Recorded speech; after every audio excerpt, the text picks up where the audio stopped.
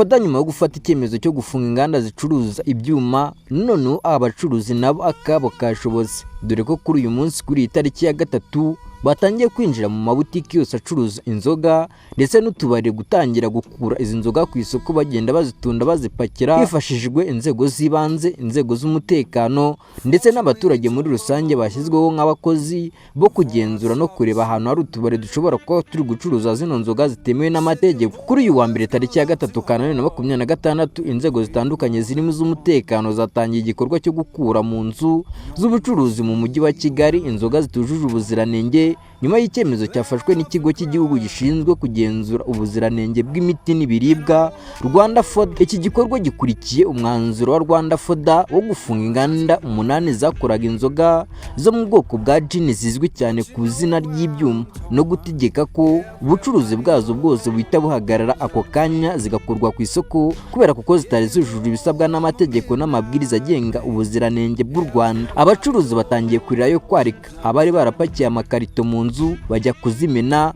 izindi zijyanwa induba, kuko leta y'u Rwanda nta mikino ifite ku bintu bitujuje ubuziranenge. Abaturage bakomeje gusabwa kwihangana no gukomeza gutangira amakuru ku gihe, abazifite bakazitanga kugira ngo zitore ku buzima bw'abaturage, dore ko bagaragaje ko izi nzoga zitujuje ubuziranenge habe namba. Abacuruzi basabwe guhagarika gucuruza izi nzoga no gukorana n'inzego zibishinzwe kugira ngo zikusanywe vuba zijye kumenwa mu rwego rwo kurinda ubuzima bw'abaturage. Inzego z'umutekano zakomeje kugenzura amaduka, utubari n'ahandi hacururizwa izi nzoga kugira ngo harebwe ko amabwiriza yubahirizwa neza. Rwanda FODA yavuze ko iki cyemezo kigamije kurengera ubuzima bw'abaturage no gukaza ubugenzuzi ku bicuruzwa bishyirwa ku isoko, cyane cyane ibinyobwa bisembuye, isaba gukora ndetse n'abacuruza ibinyobwa kubahiriza ibisabwa byose kugira ngo hirindwe ingaruka ziterwa n'ibicuruzwa bitujuje ubuziranenge. Ibi bikorwa bije nyuma yo gufunga ziranganda zose, ndetse banavuze ko bagiye kugenzura buri kintu cyose cyinjira mu Rwanda ndetse n'igisohoka kugira ngo harebwe